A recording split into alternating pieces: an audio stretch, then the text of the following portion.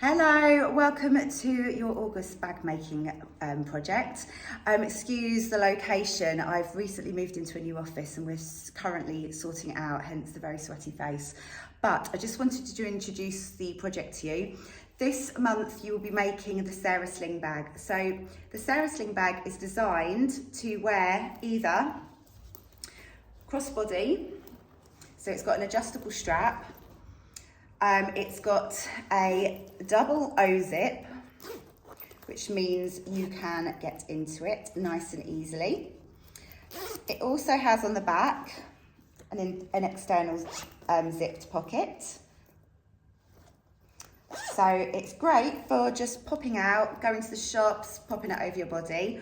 Or if, like me, you fancy a bum bag, you might be a dog walker, or like me and my friends did at the last weekend, we went to a 90s rave, daytime rave, and it became a bum bag. When you make your Sarah Sling, just be aware that I've given you plenty of webbing just before you stitch anything, because I haven't stitched mine yet. Just make sure that you've adjusted it and you've got it down so that you've cut it so that when pulled tight, it's tight enough to wear around the waist. So I haven't sewn mine yet. I'm going to adjust it and sew it so that I can wear it around my waist because I'm going to be using it for dog walking. But obviously if you want to wear it and be really trendy as a crossover, you can do so. What I've also forgot to mention, there's an external clip here. I put that in mainly for those dog walkers that want to wear it as a bum bag. You can clip on poo bags, I know, but I don't really like to hold them. There's a little D-ring there as well for you to clip your keys onto if you like. So really handy little project. I hope you enjoyed the tutorial. Any questions, do send me an email. I do get back to emails eventually.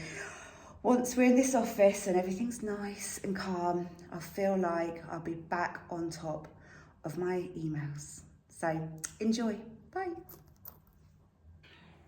Okay, so we're going to start off by cutting out all the pieces.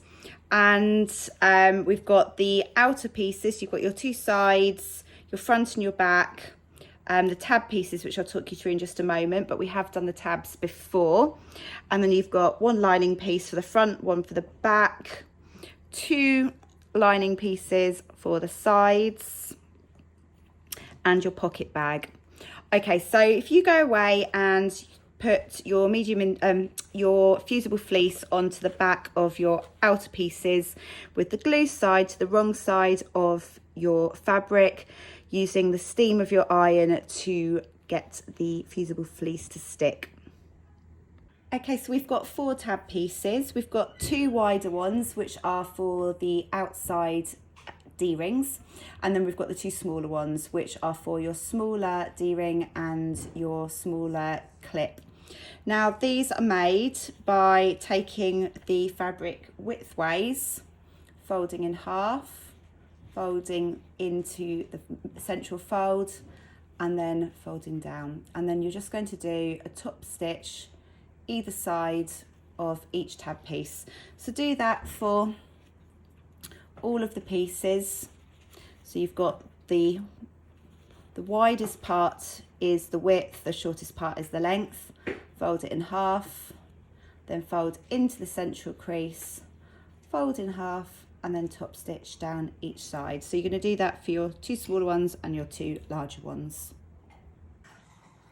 Okay, so follow the instructions in the booklet for drawing the rectangle that we're going to be using as the opening for the zip, and then transfer the markings to the back piece of your outer fabric, as we're going to place the zip box directly on top of the central line so that the V's match up.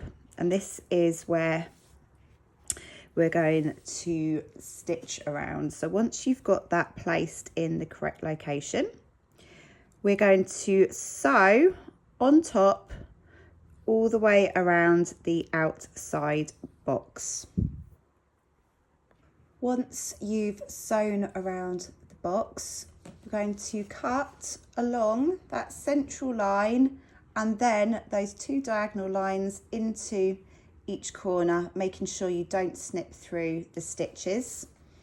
And then push the pocket bag through to the other side. Now, it's best to take a little bit of time, just making sure that all comes through to the wrong side of the fabric, and give it a press with the iron just to keep it all in place. So a bit of a fiddle with everything, making sure that's all rolled through. And really, you don't want to be seeing, not like this, you don't want to be seeing any of that lining fabric. So there you go. So you just roll it under, give it a press, making sure that lining fabric is tucked out of the way. You just want to roll the seams under. Give it a press, and the same with that one, so that you don't see any of that lining fabric. There you go, that's not too bad. I think once I sew the zip in, that should mainly be tucked away. So you're going to grab your zip, it's an 18cm zip, and position it so that it's within, there we go, within that hole. You might want to put a couple of pins in place just to hold it together. Just going to grab a couple from my machine there. Okay. And then once you've got it pinned in place, we're going to box stitch the zip in. Try saying that after a couple of margaritas.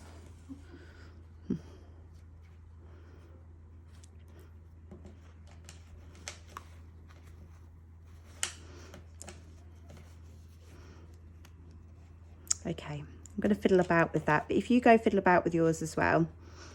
And there we go, it's a better position, and just get that secured with a pin. So once that zip is in place, just stitch, make sure your zip pulley is just there.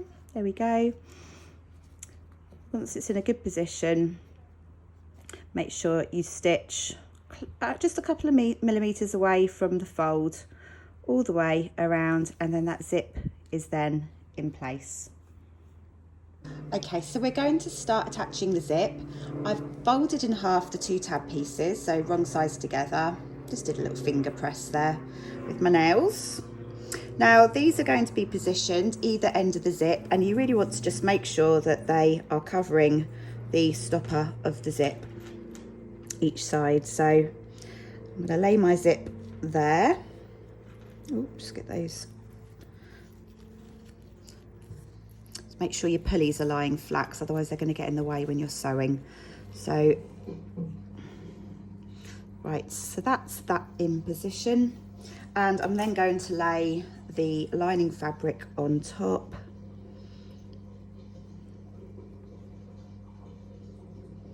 And we're going to sew a straight line all the way across, halfway between the edge of the zip and the zip teeth. You will need your zip foot, and you probably will need to do a little bit of wiggling the zips out the way as you sew. So just, just a straight line all the way across, being careful of the zip pulls. Once you've done that, we're going to do the same with the other side of the zip. So just fold that out the way, and then we're going to place the right sides together of the front of the pouch, lining up all the raw edges, and then on the back with right sides together we've got the lining.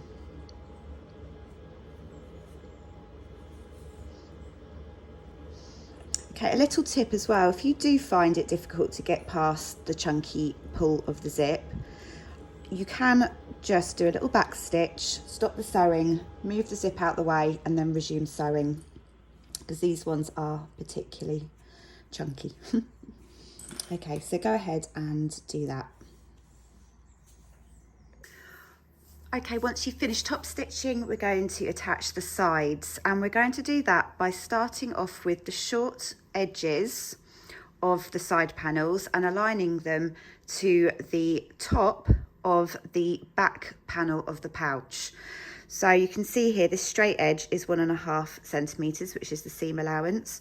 You're going to start sewing 1.5 centimeters down. So you can see here I've just done this right hand side one, and just straight down, stopping 1.5 centimeters from the bottom. So repeat that for the other side. Okay, once you've done that, and I forgot to mention, just make sure your lining is tucked out the way, because we're going to attach the sides to the lining separately.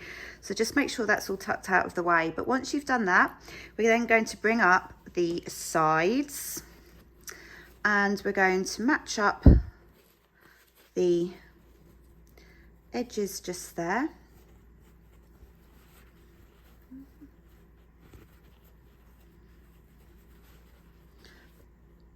And start clipping down the side.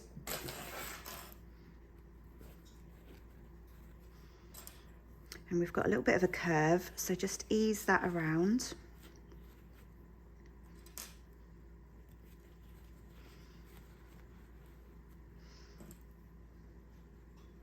You're going to do that to both sides. So when you're sewing, again, you're going to start where you finished off just there, so 1.5 centimeters from the top and from the edge, and you're going to sew following that curve all the way down to the bottom just here, okay, and stopping again 1.5 centimeters from the edge. So you're gonna have to maneuver once you've attached to the sides on the front of the pouch, then turn this down, because remember this is now a right angle. So we're going to then move the back part of the pouch, because this has now become the top of the pouch. So I'm just bending that down so we've got a bit of a right angle, and I'm going to place the clip, and we're going to start sewing there. So again, just easing round the curve, so that you've got the sides attached like that. So when you have finished clipping, you're going to sew from the 1.5 centimeter dot where you finished off sewing across the top, following the curve down and stopping 1.5 centimeters from the bottom, and do that with both sides, and then repeat with the other side. I nearly forgot the tabs for the side seams. So you're just going to prepare your tabs. You've got the connectors in the wider 2 tabs, and you've got a D-ring and a hook in the smaller 2 tabs. So these go on the back side panels of the pouch. So here's the back, that's the bottom of the back. You can see it's the back because there's the zip. So I'm going to, before I pin or clip my side panel to the back side of the pouch, I'm going to pop in at about 2.5 centimeters or 2 centimeters from the top a connector clip, so making sure its raw edges aligned. And the next step is entirely up to you. I go dog walking and I like to have things hanging. So whether it's poo bags or the keys or something, so I'm going to have my clips on the outside. You can, if you want these clips, you can put them on the inside in your lining, but I'm going to put them just below my connector. So I've got these available and I can use them, and I've got them to hand. So there you go, that's one side, and I've now got to unpick this side, so I totally forgot, but I'm going to do exactly the same, making sure it's even. I've done 2 centimeters where I've placed the connectors. Once you've sewn in your side panels, you've got these little triangles with a little gap at the bottom. Just going to pinch the gap and just line up the base of the pouch. So just pull it all nice and flat, and then pop a clip in the middle, and then just marry it all up. And remember, we're pinching that gap closed so you can see where you've ended up sewing. That's where you're going to continue sewing.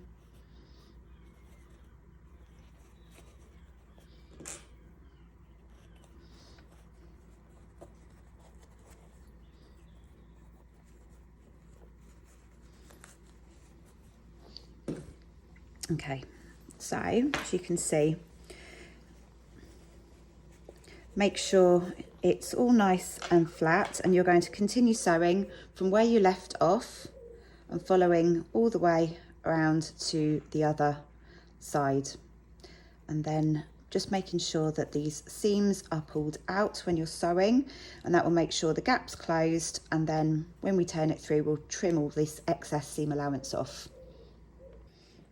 Okay, so once you've sewn in your sides and you've sewn across the base, you can trim off the seam allowance. So cut the corners there, trim off all the bulk, and then once you've done that, we're going to repeat exactly the same as you just did with your side panels. So we're going to start off with the back piece, lining up, sorry, I don't think I said lining, we're going to be doing it with the lining. So we're going to put the side panels, lining them up with the back side, the back lining piece, sewing a straight line as you did before, and then doing exactly the same in attaching the sides to the lining. When we do the base of the lining, on one of the sides you're going to need to leave a gap of about, I don't know, 10 centimetres, 15 centimetres, nice gap that you can then turn the whole bag through. Okay, before you turn everything through, there are two gaps that need stitching up, and it's where you've ended up sewing on either edge. So can you see where your sewing ends on the lining and on the outer? Just sew together so we have no gaps either end where the zip is. So you're going to sew through all of those layers there and also on the other side, and you should just be careful if you have got any teeth in the way, just to not sew over the teeth because they will break your needle. So you're just going to sew either edge together, and that protects any holes. Okay, so once you've sewn everything together, we're going to pass it all through the gap left in the lining. This is where every single time I do this, wish I'd left a larger gap.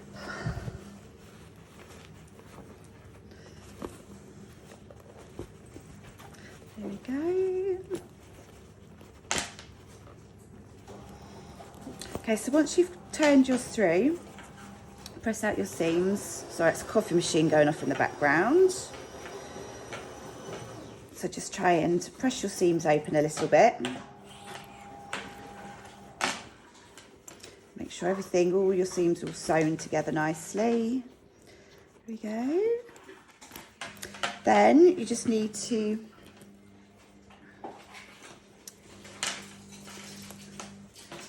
open out this and just sew your hole in your lining together, and then push everything back through, and we'll come back here to do the strap.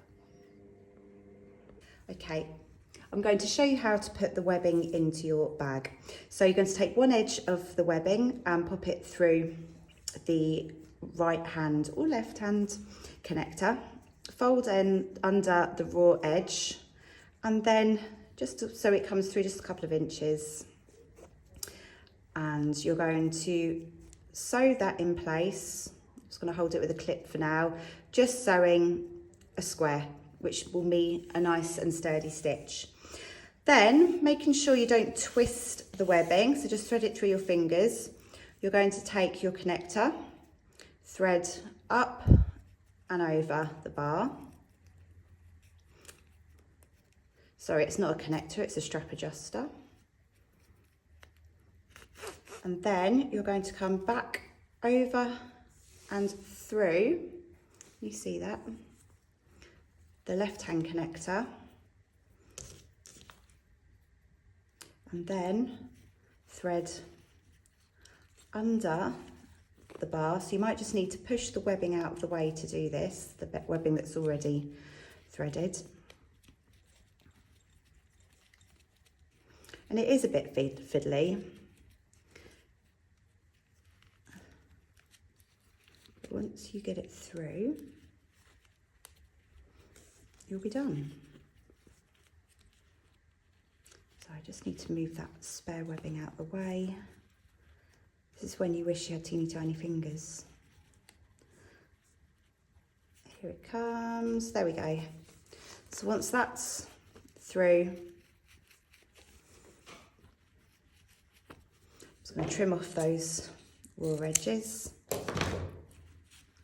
Fold it, can you see? Fold it under, and then you're going to just again 2 or 3 inches and sew it in place with a square as before.